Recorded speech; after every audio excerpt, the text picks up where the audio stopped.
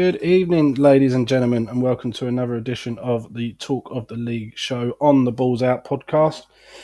Another busy week. It's been a great week of football. Midweek games today, games tomorrow, Monday night football. What more could you want? Obviously, I'm Nathan, host and co-owner of the channel. Tonight, we are joined by, obviously, Naomi, regular epicness on the channel. Naomi, how are you? Hey Nate, I'm doing good. Thank you. So great to be back. Yeah, definitely morning full of football here. It's always great breakfast and football. Can't get any better than that. I had quite a busy few weeks, the craziness after the holidays. Everyone just wants to get everything done in a matter of a couple of days. So it's just nice to be able to watch some football in the morning and relax. We're snowed in today. So yeah, it's been relaxing having coffee and watching football. Absolutely brilliant. Yeah, lucky for some, eh? And obviously, we've got long-standing veteran and absolute legend himself, Stu. Good evening, mate. How are you doing? Oh, pop yourself off mute first, bud. Amateur. What an absolute amateur. I just said Yeah. veteran and like long-standing vet, obviously the expert in all this, and goes and talks with the mute. And he fucks it. Fucking typical, yeah. No, I'm good. Yeah, I'm good. Looking forward to see the game tomorrow. Had a good weekend so far. So we got to. We had our match cancelled today. So unfortunately, although I'm looking forward to the game, we won't be able to see it because we're playing at the same time tomorrow, which is a bit of a blow. But that's the mighty Tipton Town Super Vets. For There you anyone go. who doesn't know. But yeah, no, it's been a really good week for us. Actually, it's been a really good couple of weeks. Apart from obviously the sad news that we had yesterday about Sir Dennis. So Well, we'll come back to Adam when he comes back. Obviously, Adam is joining us from the Red Side of Trent podcast. We'll get him on in a second, but we'll jump straight to that. Let's get him back quickly. Don't know what happened there, Adam. I think my internet's. I think the hamster stopped running. To be fair, thanks for having me, Nathan. Yeah, it's great to be on. It's going to be good to talk about Forest and the rest of the league with you guys. Yeah, absolutely. Yeah, we had to get a Forest fan on this week because they are just absolutely flying. But we'll come straight to that in a second. But as Stu just said, obviously, really sad news coming out of Old Trafford last night. A statement released by the family of now the late Dennis Law, absolute legend of the football club. And as you said, Stu, I want to throw it straight to you if you don't mind, and just give us your thoughts on what a player and what a man Dennis Law was.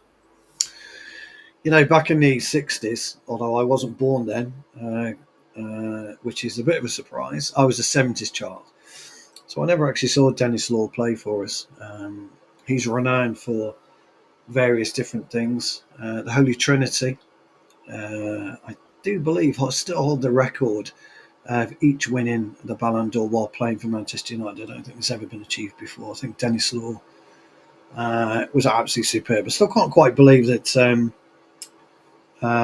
Georgie Best was the last one to win out of the three, but it was, as it transpired. Dennis Law was the first. But what you had with Dennis Law that you don't have today is a real proficiency in front of goal, a real effectiveness, an ability to sense a chance before it's even happened.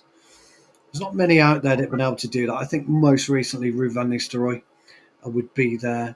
And what I mean by being able to sense a chance, he would be 2 or 3 seconds ahead of the play in his brain. So he would have able to arrive where he needed to arrive just at the right time when the ball was coming across. There was him and Jimmy Greaves back in the '60s. Most people knew Jimmy Greaves through various television programs, but didn't realise his proficiency and efficiency in front of goal. Dennis Law had that. He had that real ability to sniff out the chance way, way, way before it was created. An absolute gentleman. I met him once or twice, actually. I was really lucky. An absolute gentleman off the pitch. Had a lot of time for supporters of the club. Playing for Manchester United, irrespective of what happened, when he did that famous back heel, which is a real shame because he's really remembered for that by a lot of fans outside of Old Trafford. He holds Manchester United more than close to his heart, or did hold Manchester United more than close to his heart. He was always at home there, he felt at home, and you could tell that within his play. I think he would say, and he has said on many occasions, he was very fortunate to be able to play alongside Sir Bobby, and Georgie, and that kind of holy trinity that we've got, I don't think will ever be surpassed ever by anybody.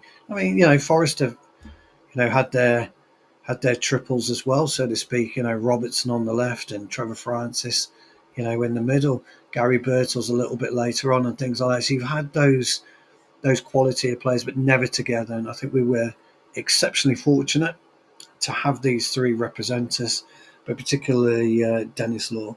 For us older fans, it's quite a very, very sad time. For the younger fans, time to really, and I genuinely mean this, start to learn the history of the club, start to really understand what players from yesteryear meant. It's not all about players today. It's not about players 2, 5, 20 years down the line.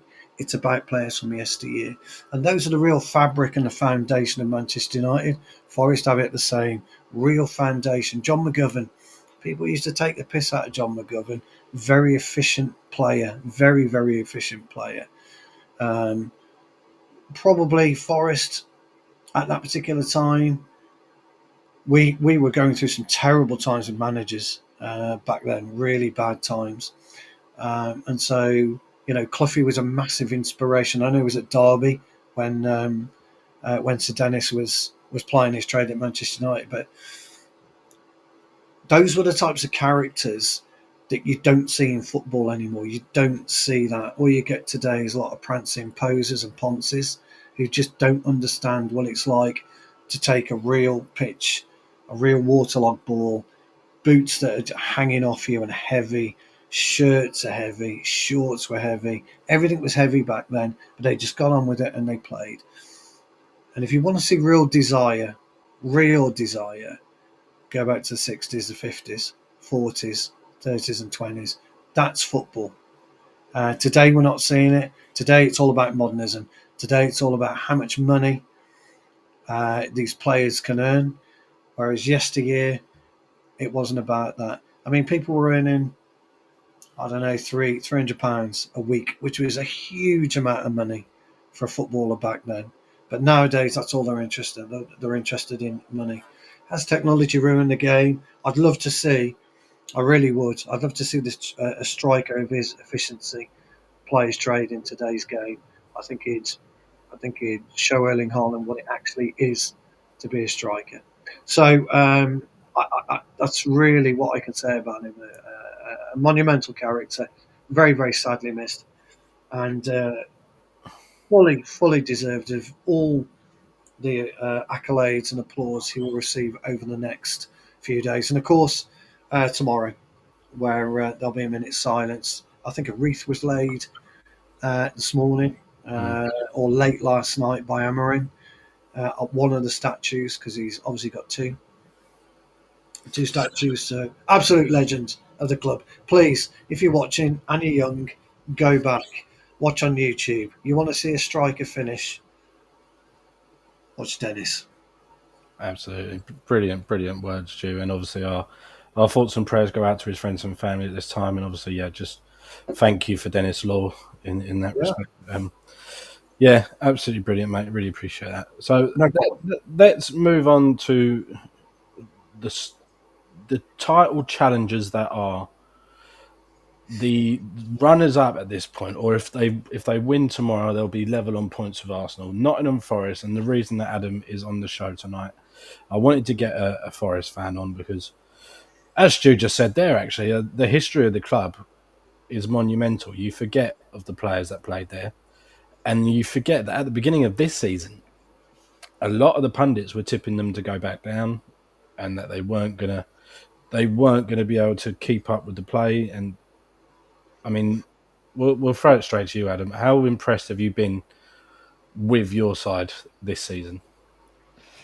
I mean, it's an interesting one, isn't it? I mean, people keep still saying it's a great start to the season when we're 20 games in, 21 games in now to the season. But I think we expected a bit of an improvement, but I don't think we expected anything like what we're seeing at the moment. It's absolutely dreamland kind of stuff, and we're just enjoying the ride, to be honest. Forest fans are still basically saying, like, it doesn't matter which European competition we get into, because we've avoided a relegation. We can kind of just relax now and take it game by game and see where it takes us. But it's been an astonishing turnaround. I mean, people keep liking us to Leicester, but I mean, Leicester were like bottom of the league at Christmas one year, and then they won. Then they were top of the league the next year at Christmas. Yeah. So it's not quite Leicester, but it's still impressive because this is such a tough league. I mean, we've seen Bournemouth today go up to Newcastle and batter them. And Newcastle are absolutely flying at the moment. So it's an absolute terrifying league to be a part of, but it's great to be at the right end of it for once. Yeah, absolutely. And Naomi, on that, being where United are in the league at the moment, we're sort of in that no man's land where we could be fighting with relegation, or we could be like moving into like Europa Conference League. But as a neutral looking around us, looking at the sort of battles that are going on, it is quite exciting, isn't it? Like seeing the battles at the top, and then also the little relegation scraps, and then the scraps for like the European places. Yeah, definitely. And that's just the beauty of football. I don't know any other sport where you can have such versatility, and like Adam said, one season you're fighting relegation, the next year in the top four. But yeah, no, it's great to have some positivity, honestly. And have Adam here and just be excited for a team that's doing well in the league. But like you said, also it's a really difficult league, so yeah, also for ourselves, just taking it game by game has been working for me as a United fan because I just take the little wins where I can get them, and I feel like I was telling my friends this week after Thursday, I'm like, I feel like it's a little bit of magic, a little bit of the universe, but we keep getting positivities, and I'll take them where they can come. Like I'm not gonna just be depressed all the time. Because the expectation is also like when we win because it wasn't perfect, we can't be happy about it. I'm not listening to that anymore. I'm just gonna take what I can get and be okay with it. Football. Yeah, absolutely. Yeah, I was saying last week on our Red Devils roundup show, I'm just here for the ride now. I'm just watching everyone else and enjoying everyone else's football rather than panicking and worry about what we're doing, because like I say, we're in that no man's land of nothing at the moment, and it's just nice to enjoy other people's football. Speaking of enjoying other people's football, a player that I think you're probably quite fond of, Stu, doing brilliantly this season and really scoring the goals for Forest is Chris Wood. He seems like your kind of player. Yeah, there's actually I don't think you can compare the Forest rise to the Leicester rise at all. I think Leicester at that particular time got lucky with a weak Premier League. The structure of the league has completely changed. So if you look at where we are now, you made a point about we're kind of floating around in no man's land. We will do for the next 2 to 3 games, maybe even 4 games, and then the league will start to stretch, and that's when we'll start to probably move up the table a little bit better. We'll have a better idea where we'll be next Sunday evening because of Fulham. But let me just go back to Forest. And actually, I saw it last year. We beat you. I think you beat us at City Ground, didn't you? 2-1. And it all stemmed from a Morgan's Gibbs White foul, actually, against, I think it was Malacia at the time or Luke Shaw, but he got away with it and he got the crowd up.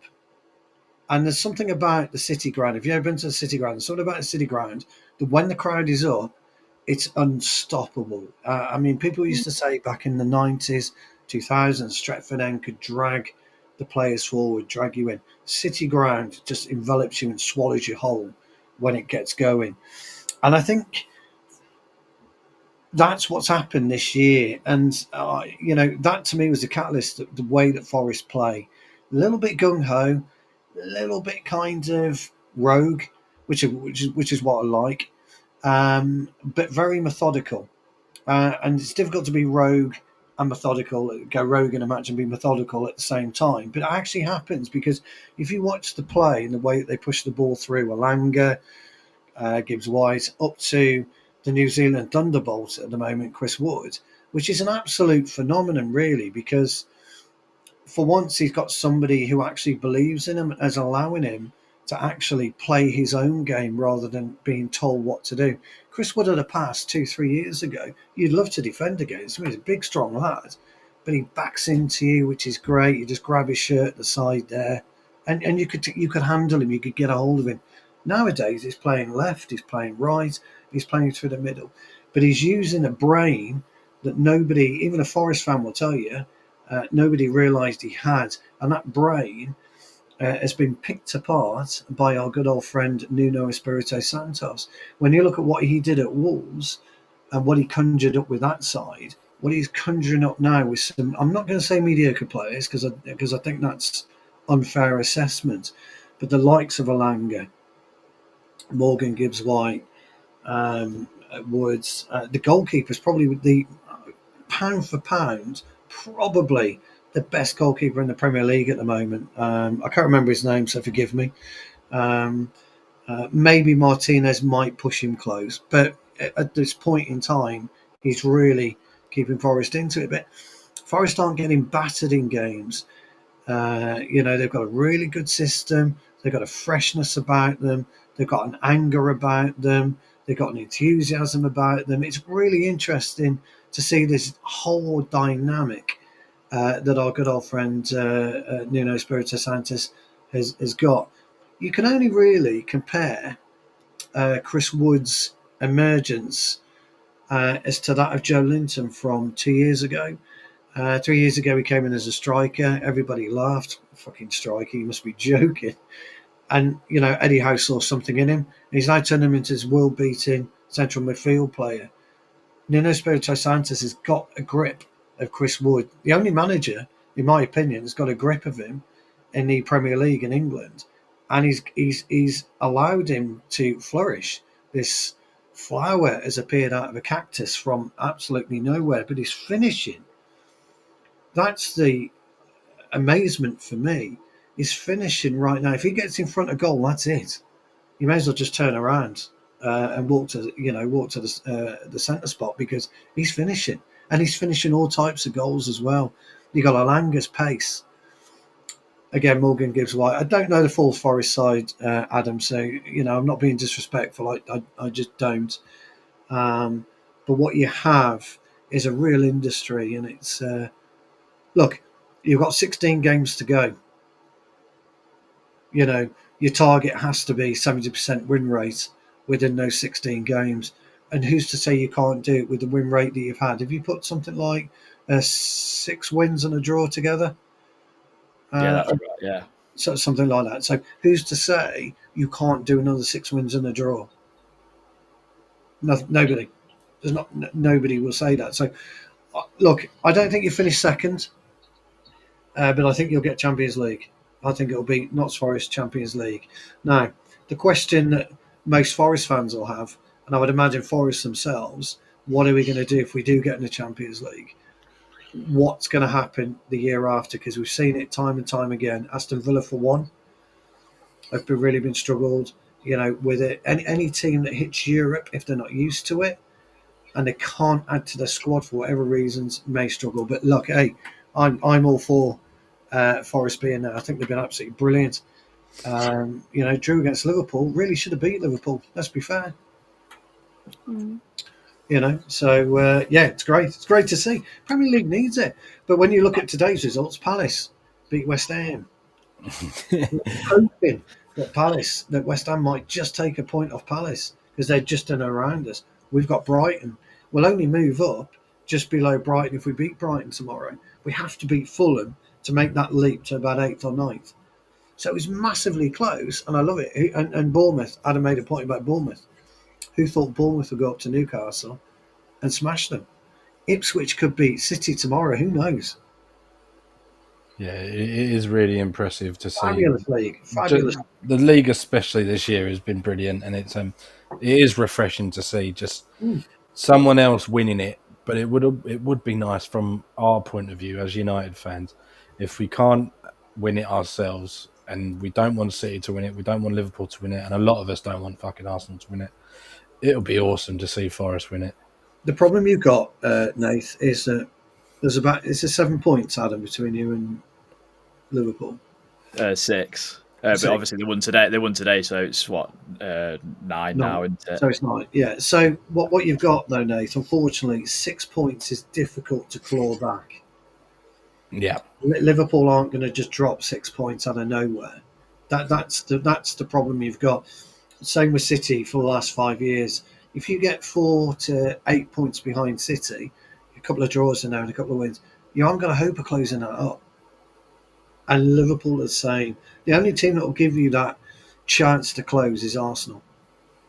But Liverpool and City previously haven't. I think Liverpool, unfortunately, I hate to say it, Adam, will go on now. And if Liverpool don't win it, they'll bottle it.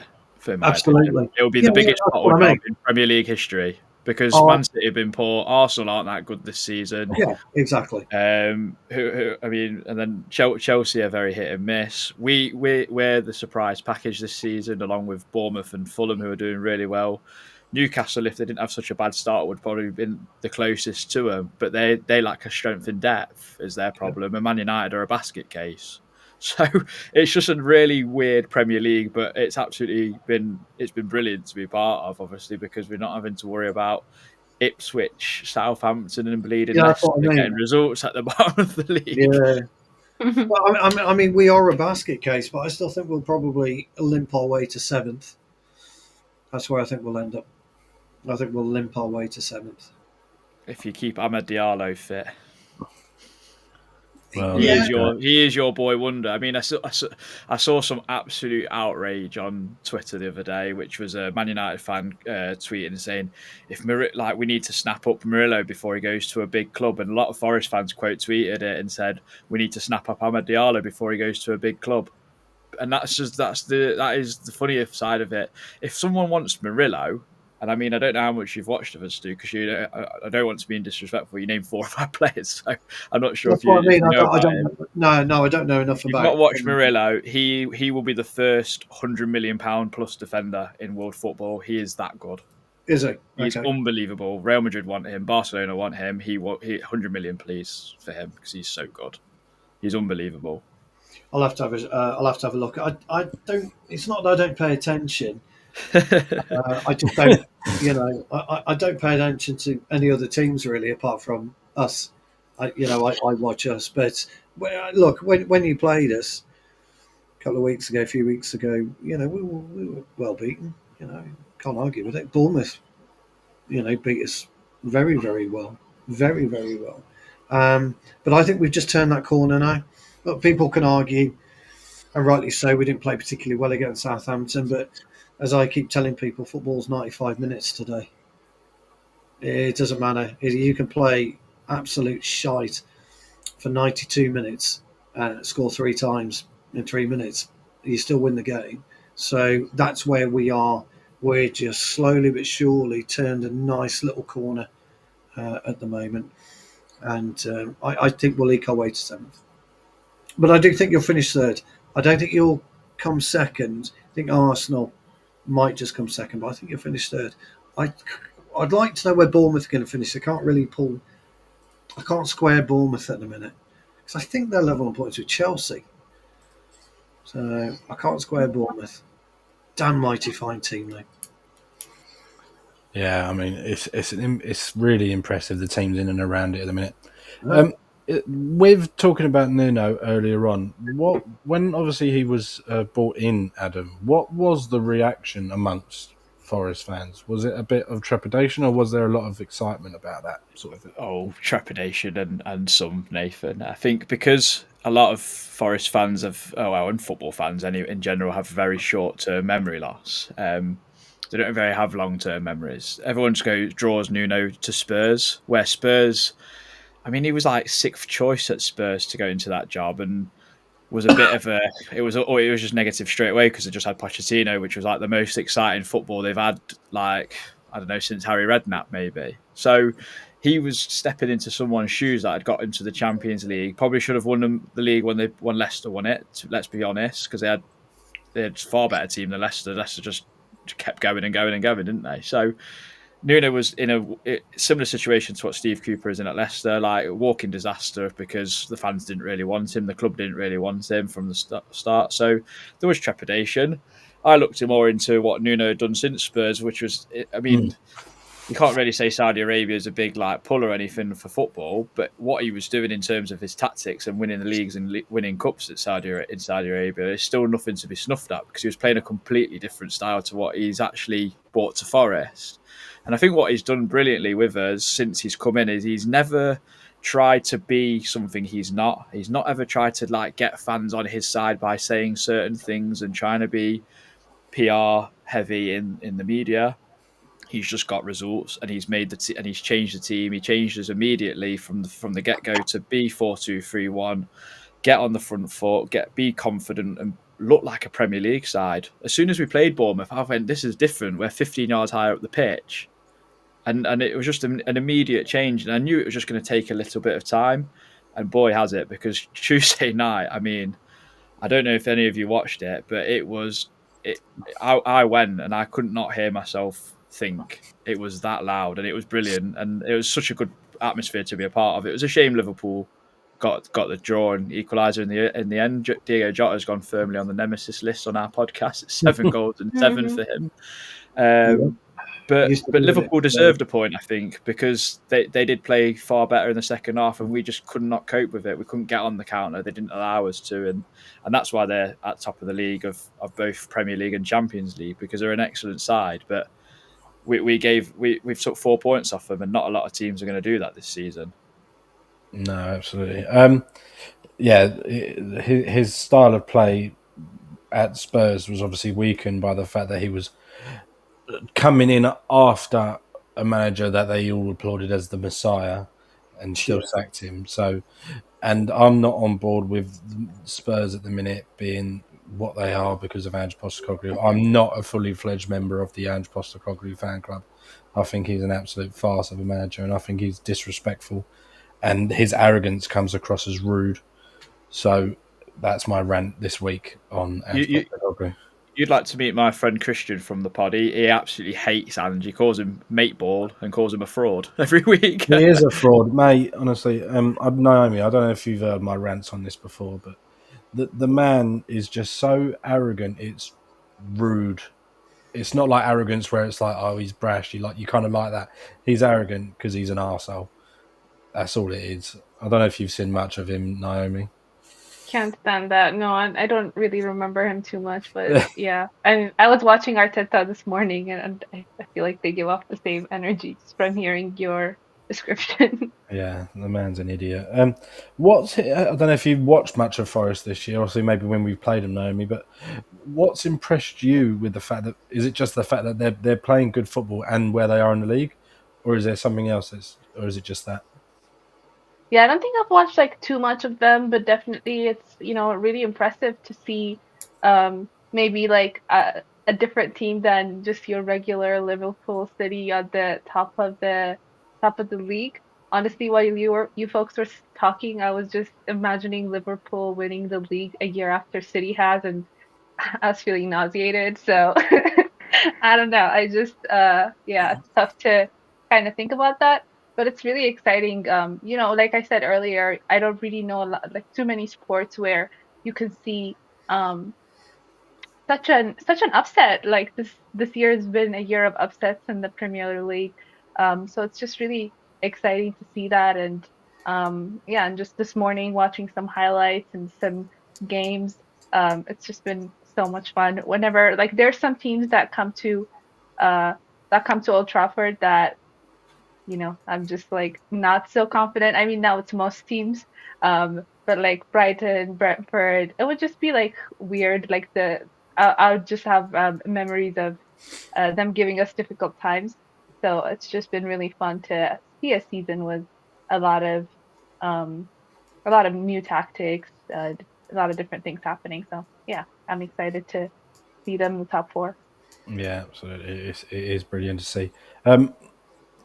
Adam, I ask every fan of a different club that comes on, or from my last show, I asked 2 fans from other clubs, where will you finish this year? It's a difficult one, and as I said at the start, we're happy with any European football, but Nigel Jemson often comes into where I work. So if you guys don't know who Nigel Jemson is, he used to play for us in the 90s. And he He was, says, "Oh, will you he was take?" better at Sheffield Wednesday, wasn't he, Jemson? Yeah, he was. He's an He was ambassador better. for the club now. So, and I often speak to him. Actually, he's a really nice fella, and he keeps asking all the Forest fans, like, "Would you take sixth?" And I said, "No, Nigel." I says, "I wouldn't, because we've been in the top four pretty much most of this the mini first half, second half of the first part of the season, and we're there on merit. I would be. It's really weird to say that I'd be disappointed if we fell out of the Champions League spots, but I feel like it's a real opportunity to take that fifth spot if that becomes available. So I'm going to say fifth because I want to save face if we don't come top four. But if we come fifth or sixth, I still won't be. Still not going to be grumble, but I think fifth is more realistic. I just think Newcastle will keep going, even though they got battered today. And I think City will pick back up now. They've signed in 3 players. And I mean, I know we're going to talk about Erling Haaland's ridiculous contract, but that whole thing is another issue because I just feel like they're not going to get this points deduction. I think if they got this points deduction, I would be comfortable saying fourth or fifth for definite. So yeah, I'm going to say fifth. Go on, Naomi, you're pointing at me. What are you saying? Oh no, I was just agreeing with Adam, like that he doesn't think there's a points deduction. I was talking to some folks about the contract yesterday, which I know we'll get to, but just briefly, like if there was any real repercussions, I don't think this kind of big deals would have been happening. Right. So wanted to agree with Adam really quick Yeah. on that. We'll jump onto that in a second. Stu, what do you think on Adam's prediction there of top 5? Is that probably realistic or? Well, you're talking a bit of a catastrophe if you finish top 5, I don't follow that logic. I've seen no evidence to suggest you're going to collapse. So if you finish top 5, there's 16 games to go. What you're looking at losing 12 of those maybe, or scoring draws in. Well, I just look at the league. So like Newcastle are 3 points behind us in fourth. And if we win tomorrow, we go back 6 points above them. But Chelsea Exactly. are then only 4 points behind. Bournemouth only 4 points behind. Villa only 5 points behind. City 6 points behind. So it's so tight. And it only takes a couple, like an Everton fan said to us in the first season. He says it only takes 3 games to be in a crisis, whereas we've got a little bit more leeway, I guess. I know where you're coming from, but I think it's we say this every week. It's the Forest PTSD because we know there's an opportunity of a collapse or a bottle job in there because we've seen it happen many a time. So I think it's just kind of it's to say I think they're all right. it's to save your feelings almost, because if you have a little bit lower expectations, then you're not so disappointed with if it happens. I think you'd be fine. I think you stay top 3. I don't see Bournemouth sustaining what they're doing. So I think you take Bournemouth out of the equation. Brilliant as what they've done. I think you take them out of the equation. Newcastle have got, they could really collapse now. Newcastle, I'm not saying they will, but they could. They a couple of injuries away from really not competing. The big issue for them, or the big movement for them, has been Tonali. Tonali's been terrific. But when we were 2-0 down and when we brought on Mainu, we got hold of Tonali. The damage was already done for us. So, we were slightly better, or should have maybe got something out of the Newcastle game, because we were better for 20, 25 minutes. Then we, came into the game and we stifled what they were doing. So we should have come back into it. Villa, really up and down this year. You've got Champions League again to come this week. And you'll have Champions League again February, March onwards for them. City, I don't know. City are a difficult one to read at the moment. They've made a couple of signings, yeah. And Chelsea have started to just hit that. They've plateaued. Whereas you haven't. You've continually risen, and that's where I see it. So who have you got tomorrow? Or is it Monday? Southampton at home tomorrow, so Okay. should be a win. I say that, but I watched them against you guys, and they were really good They're first a half. very good team, Southampton. But they did, but they got punishment because they didn't put you away, and then eventually Man United did what Man United of old normally do, which is punish you late doors and kept going. And Fair play Exactly. to Diallo. He's been such a breakout star this season. I generally thought if he didn't start this season, there was a little small chance that Man United will mess up like they did with Elanga and let us have him, because I thought he was brilliant at Sunderland on his in his loan spell. He was Yeah, brilliant he there. was. Yeah. Yeah, but I I think think if you put a 3-game win together, your next 3 games, I don't know who you've got, Southampton plus whoever, you can get 9 points over the next 3 games. That's your building block. That's your base. I just, if you get those three wins, I know it still leaves you with 13 games. You're not going to collapse in 13. Just won't happen. You're in a better position. I think you'll be all right this year. no, I Just agree. watch out for us. Just watch out for us. Yeah, come and meet you up on the other way. No, so I wish no, it's just not going to happen. I can't imagine that because you lot can't defend. It's lucky that Onana's actually a half decent shot stopper, to be honest. Oh, I don't know. The other night against Southampton, I thought we were rock hard coming towards the end of the game. The lit was really missed Maguire a bit, didn't we? Missed Maguire a bit, but he'll be there tomorrow. So yeah, it's going to be a good game tomorrow. Yeah, brilliant, Adam. Really well done. Let's come straight on to Erling Haaland, and as if the man needed any more money. Obviously, news came out. Was it yesterday or this morning? Whenever it was. Erling Haaland's contract renewal or extension now takes him to a 9.5-year deal where he'll be earning a minimum of £500,000, so £500,000 a week. With add-ons, it will raise to around about £750,000 to £800,000 a week, making him the highest paid player in Premier League history with add-ons. So, like you said, Naomi, just then, obviously from everyone else's point of view, we're now thinking, well, there's no way they've got any PSR or financial fair play repercussions coming their way, surely, if they can afford to splash out that much. Yeah, I just think like if they're doing this business deal right, they already know that the whatever repercussions they're gonna get for their actions are simply just not that serious. Um, Also, like when they're proposing this deal to him, they must have, in my opinion, given some sort of guarantee that they're going to be okay from all the charges and accusations. So this is just an early hint. But yeah, the wage is absolutely insane. I have some opinions on it, but I'll let everyone talk a little bit about that before we dive into it.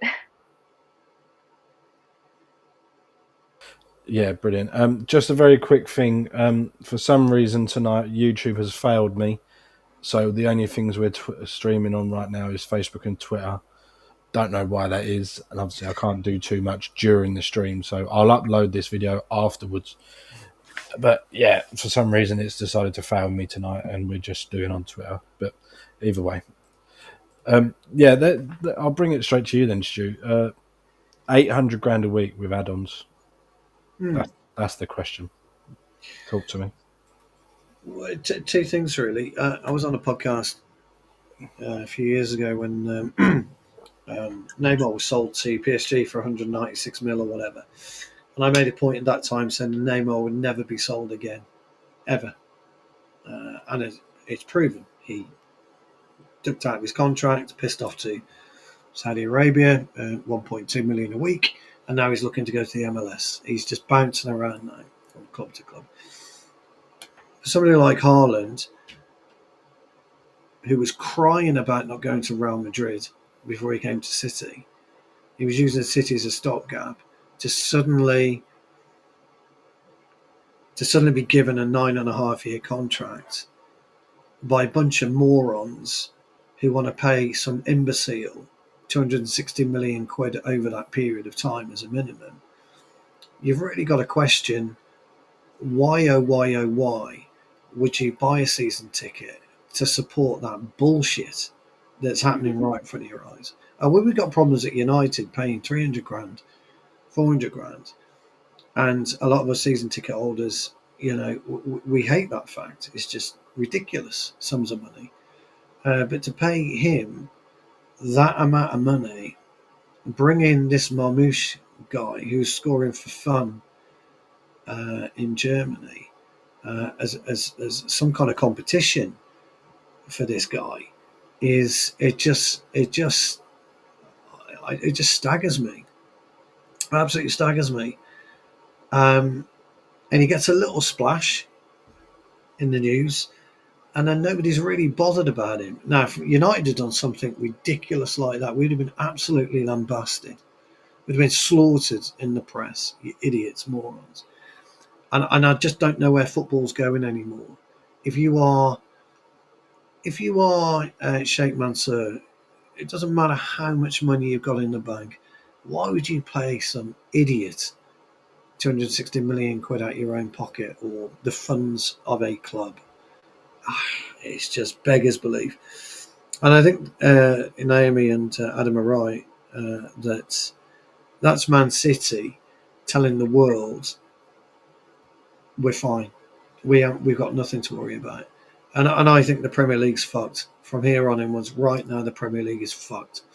And if I was Everton's new owners, I would be looking at every legal recourse I could possibly get, and they're very, very wealthy, Everton's new owners, to sue the arse off the Premier League by allowing Manchester City to get away with this. Because if they are not telling the world that we're only going to get a fine and there's going to be no points deduction or nothing serious, out of 130 charges, which it was in the end, you cannot tell me that they weren't guilty. Of some of those, even if it was 10 charges, you cannot tell me they weren't guilty. So I think the Premier League are going to be hugely embarrassed by the whole of this. All this Haaland fucking unveiling in the snow or whatever it was. The Premier League, Scudamore, or Masters, sorry, not Scudamore, Masters. He must be wondering where he's going to fucking hide for the next 6 to 8 months, because questions will now be asked by everybody. And if the government doesn't get involved, start asking questions now, the sports minister, then football's failed. I mean, football's failed anyway. I mean, it's a money pit. I just don't get it. I don't understand it. And and then why would Haaland want to stay? I mean, if he was to go to Madrid, his sell-on clause or his sale value has got to be 320, 330 million plus. Mm. It has to be in and around there. He'll never be sold. I just don't understand why you would commit yourself to that, to City, for that. If he gets an injury, he's out for 18 months, 2 years, he's still making bank. Honestly, dumb. I mean, the whole deal is fucking dumb. The thing with Chelsea is Chelsea were doing 7, 8, 9-year deals, but they're paying their players 70,000 a week. There's a big fucking difference. Yeah, no, it's monumental. It really is, and it's sickening. Sickening is the word. We got a points deduction with Everton last season. I was going to say, yeah. Sorry, I forgot Forest did. Yeah, apologies. Yeah, and it makes us laugh because basically the reason we got deducted points was because we delayed the sale of Brennan Johnson because we knew we was going to get more money out of Tottenham. So we told the league, right, we're selling Brennan Johnson. We're going to sell him for more money rather than the £30 million that Brentford were it was a laughable offer for our best player at the time, or like our best forward player. And we were like, we're going to make more money, so basically the PSR is going to be sorted. And then because we delayed it by a week and we had to sell him a week later, we got done 4 points. It just makes you laugh. So then we're like trying to scoot around the rules and everything. And City and Chelsea are laughable, selling 2 hotels to themselves or whatever it is. It's like Derby when they sold their ground to themselves for about £1. And then they end up getting done and getting deducted and going down to League One. The problem is now with the Premier League is they won't allow it because Man City are now one of the darlings of the Premier League, bringing in fans from all over the world because they're such a super team. Mm-hmm. Erling Haaland's not worth that money because he's not as good as Kane. He's not as good as Isak. He's like the fourth or fifth best striker in the world, and it's because that's if he gets chances because he's not good at creating them himself. We were interested in Marmoush, and I think he looks better than Haaland as a footballer. As a striker, maybe not. He's a better player, isn't he? Yeah. Erling Haaland doesn't link up play or anything like that in terms of creating anything. Like if he starts to for 800,000 a week, then great. But Joe, if he doesn't score for a couple of games in a row, Man City fans are going to let them know that what's this dud doing? And I mean, he's a fabulous goal scorer. His record speaks for itself. But it's insanity, like you said, Stu. It is insanity. You can't do that to the dressing room either. You know, if No. you're Kevin De Bruyne, Exactly. if you're Kevin De Bruyne, right? Kevin De Bruyne has never been offered anywhere near that fucking value at all. Bernardo Silva, Rodri, what must Rodri be thinking? The fucking Ballon d'Or winner. One of the, for me, I hate the bastard, which means he's a top, player in my opinion. If I hate a fucking player, he's good. I hate the fucker. I hate Rodri. I'd love to strangle him. He's that good. What must he be thinking? Mm-hmm. Fucking Ballon So, d'Or winner. Go on, Naomi. so glad you brought that up, Stu, because I was like, that was the first thing I was thinking. Like the entire larger soccer community is complaining about. Um, I mean, there's a reason we complain about player wages. It's because they bring down the cost on the fans. They literally just add to ticket fees. They add it to um, different like food fees, drink fees at the stadium, right? They just pile it on the fans.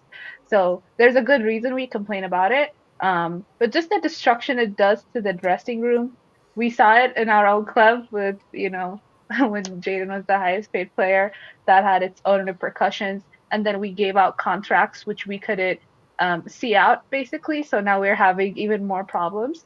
And I just think it's destructive not only to their dressing room, but to professional football as a whole sport. And it just sets unrealistic standards. There's Really, no, what must. yeah, I agree with you. Look, there's no way Haaland's ever going to win a Ballon d'Or. No chance.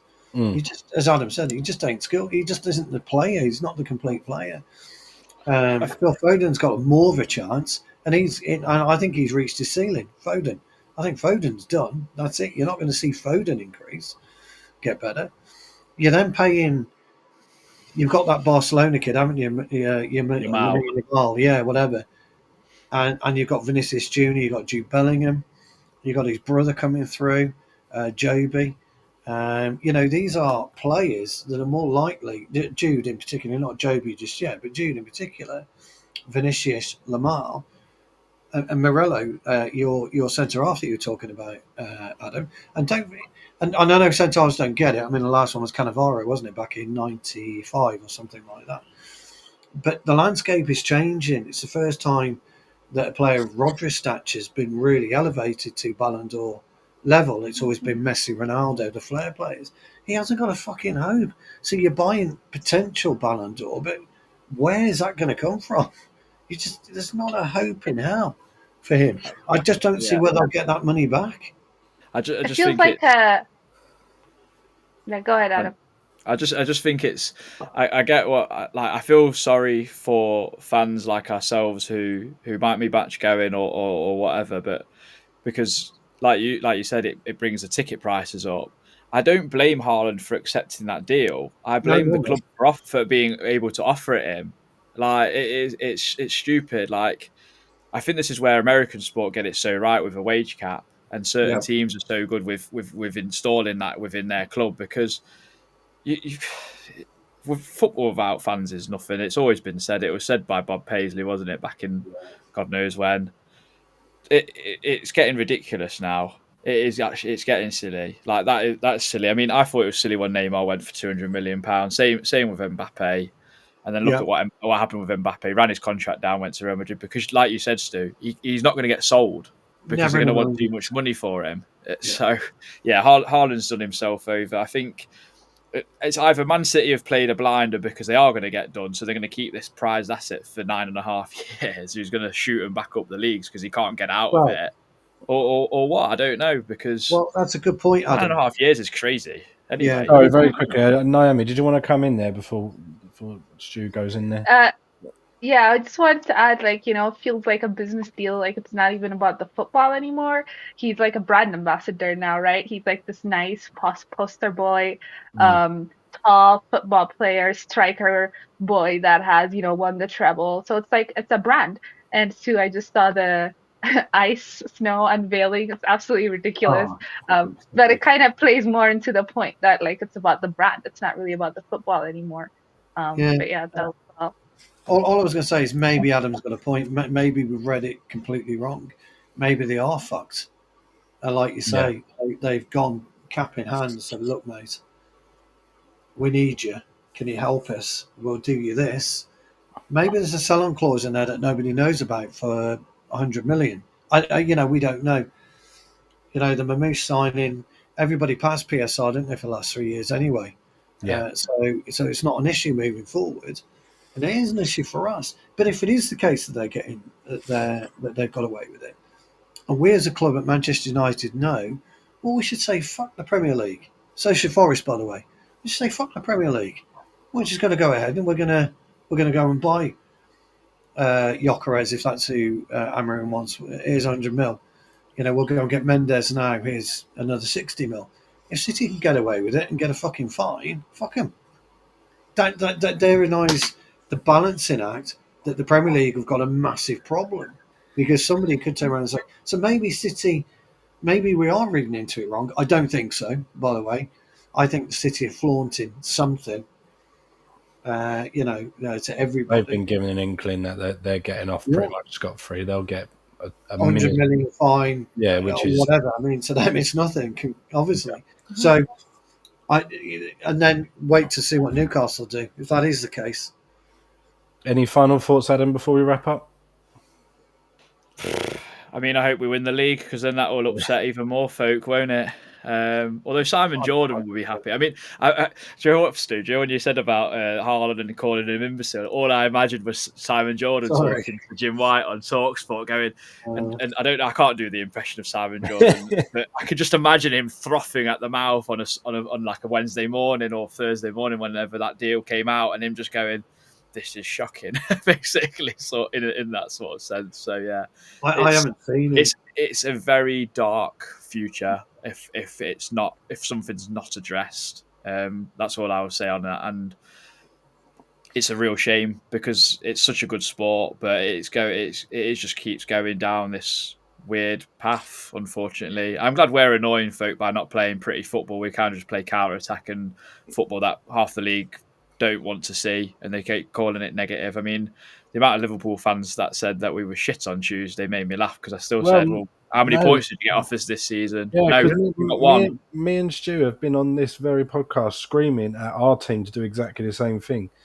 And actually, it works when you do it. And we said this about Pep Guardiola, didn't we? When we were knocking at the ball long, and he was fuming on the touchline, saying they can't fucking do that. Crying. Why are they not playing out from the back? We created this. Oh, fuck off! It's working. Shut up. I've watched every single team this season, and everyone plays exactly the same way, apart from us and Everton just can't attack. So they don't play exactly the same way as us, because they don't know how to counter attack or attack. They might do under Moyes. They might be a bit different. I saw actually Calvert-Lewin have a few chances at the weekend for once, but he just still can't score. And I just think, like, I watch Ipswich pass the ball out the back. I watched the keeper pass the ball out for a corner yesterday. I'm going, what are you doing? You haven't got the team to play this. Play dogged, horrible football. You stand a chance against most of the league, because everyone plays about 5 strikers up front with the high press. Just lock it over them. Like that's what we do, and I love it, because we get to goal very fast. So of course, it's very fun. Don't forget, Adam, it was the Messiah that Pep Guardiola started this. It's all of his fault. As soon as that bold fraud bloody pisses off, I'll be happy, because he's never inherited a team that needs like building or anything, do they? They're already like man-made for him, and it's all the league, because he is a genius at the end of the day with the type of football, but it is boring, very boring. Yeah, but the thing is, though, to be fair, pal, he's not, because if you look in the 60s and early 70s, they'd be chucking out from the back, playing it round at the back. It's nothing new. Nothing new at all. Fucking hell. It winds me up, he does, when they say that Guardiola developed this and developed the false nine. Fuck off. Alan Ball did it in the 70s in his white boots. Fuck me. Georgie Best was, played as a 7, but was as close as a false 9 as you're ever going to fucking get. And a 10 and an 8, at the time. it's just crazy. Davenport, although he was more of a 9, but he was a hybrid 9/10 when he played for you. Peter Davenport, and it was just could have done. He was rubbish for us, mind you. So was Birtles, but there you go. That's a different story, isn't it? That is a different story. Before we wrap up, guys, I want to get Naomi's thoughts on tomorrow's game. Yes. United at home. It's Brighton tomorrow, isn't it? So easy. Yeah. Go on, Naomi. Do you want to Well, give me a score prediction? And what do you think we might line up like? Will it be an unchanged side, or do you think Maguire will come straight back in? I think Maguire's coming in just from looking at the sentiment. I really actually liked the lineup on Thursday. I was like, wow, I'm actually impressed by this. I wouldn't make any changes. So I really enjoyed seeing a lot of people getting a chance, and yeah, really ideal lineup that weekend. It would be great to see Ahmad start again. There's been some talk about me potentially having Xerxes start. I think he deserves a chance. That would be it'll be a good He time made a for him, massive get him difference in coming there. on. Definitely. And I think that'll be good for his confidence too. He turned things around for himself quite in a short period that most people would have, and really wants to prove himself to the fans. So I'll be happy to see him maybe get a start. But yeah, I'm excited to watch it. It's gonna be a really early morning here. We're gonna wake up really early. And I know there's a women's game later with City too. So So, what's if I your can, score I'll try to prediction? catch that. I'm gonna go 2-1 United.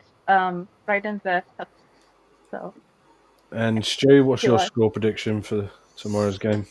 I think we'll beat them 2-0. I don't think Xerxes starts. I take your point, by the way. I think it's a really valid point, but I think he'll put Ireland up against Dunk, and I think Dunk will have quite an easy afternoon of it. Yeah. Xerxes will come on, and then he'll show Dunk what it's like. I can't see Brighton scoring off corners. I don't think they're quite aggressive enough, tall enough. Well, no, that's not really fair, is it? They're not aggressive at all enough, but they'll probably score off a corner because every other fucker. But I think we just might have done it just enough. I think we'll beat them 2-0. And it'll be really good Philip for us. Really good Philip. Because we got a real tough away match against Fulham. We got Rangers first Thursday, and then we got Fulham away Sunday evening, 7:00, isn't it? Oof. Which is live on BT. So a bit better time for you then, Naomi. We got a real chance to leapfrog 2 or 3 Hopefully. teams. That's why we're saying just watch us. Slowly. Slowly but surely, like a tortoise. Yeah. And Adam, obviously, Forest got Southampton at home tomorrow. What's your score prediction on that one, mate? I mean, I think I've said we'll beat him 4-0. I think if we get an early goal, I think it could be a rout, which is nice. Would be nice for Forest because we don't put teams to a sword enough. We've only beaten West Ham and Wolves this season 3-0, so it'd be nice to beat that kind of scoreline and get our goal difference up. I think your guys' game against Brighton's an interesting one because they're a very up and down sort of side under Fabian Hertz for this season. I went to the Amex earlier. I mean, awful football ground to go to in terms of a match going, and because there's nothing around it. Nice football stadium, sort of. But they're a weird team this year, very inconsistent. But so I don't really know what to be. I kind of sit on the fence with that one. I think from a neutral point of view, I think it might be a draw. But I like you guys' confidence because it'll keep them away from us and then we play them in 2 weeks' time. We play Bournemouth next week, and then Brighton. So that's what I was saying. What you're talking about there is why we've got a chance to eke our way up the league, because we're all starting to play each other in that area, and the points difference is very small. Don't underestimate Southampton. They're very, very astute. I don't know much about this ex-Roma boss. He wasn't there for very long. Only about 9 games 12 or so. games. Yeah, 12, I think. But he did something against us that was pretty special from a Southampton point of view. I remember looking at him thinking, how the fuck are you only got 6 points if you can play like this? So I think you'll beat them, but I think it'll be a tighter game. I think you'll probably 2-1. Yeah. I mean, I'd be surprised if they score past us because kind of an impenetrable wall when we want to No, be. you have. But I quite like Diblin. Very good player. He went off injured against you guys, so he might not Yeah, be available. We'll see. yeah, he'll be all right. But They've had a very short turnaround in terms of doesn't he?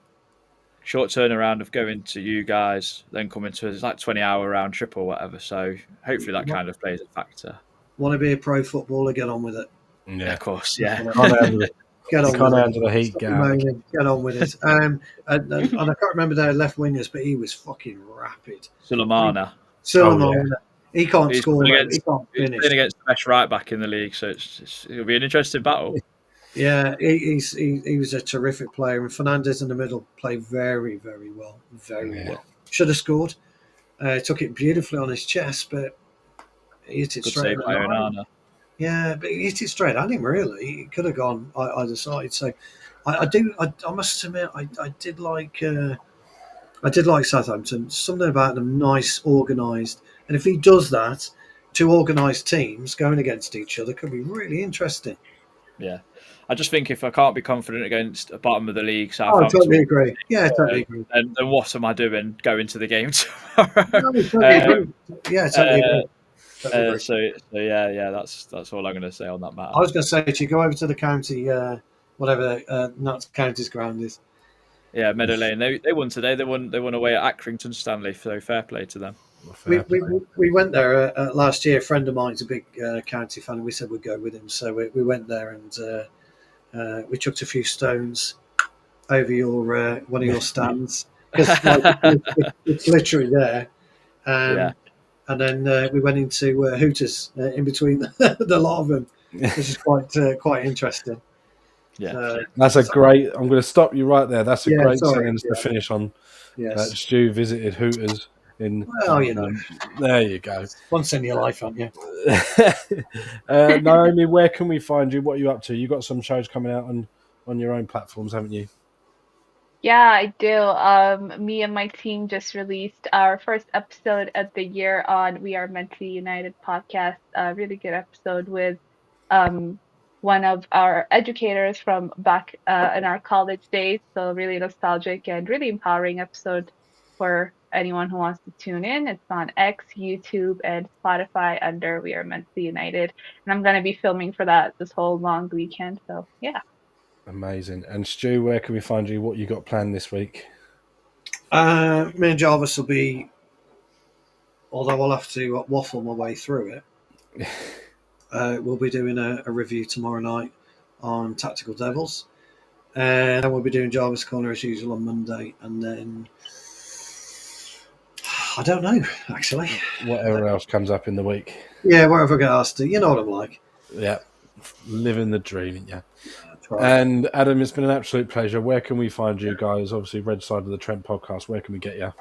Yeah, so we're at Red Side Trent on Twitter. I think Red Side of the Trent on YouTube and Instagram as well, and TikTok. I think. We'll have a review tomorrow. We're actually doing one straight after the game. Normally we wait a day, but we're going to do one straight after the game tomorrow. I think in the evening, and then we'll have a preview with a Bournemouth fan, and then so forth, and just keep it rolling. And hopefully we just keep maybe trying to bite the ankles of Liverpool, but we might get there at some point. I mean, they nearly faltered today at Brentford. So yeah, we're everywhere really. We just waffle and riding the roller coaster that we're on.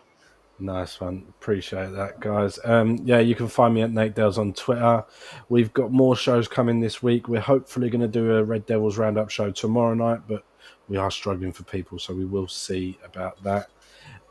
If not, it will be the same routine next week. We'll have 2 shows next week, and then in February we've got Future of Football coming back, and we'll have our Balls and Brew chat room show where it is literally just no agenda, no subject, no script, just absolute shit talk for a whole hour where we talk about whatever the fuck we want, and we record it and put it in on live just for you guys. So really enjoyed that. Yeah, for some reason, like I say, YouTube decided to fail me tonight, so I will look into that and hopefully get that sorted. But we'll upload this as a standalone video on YouTube.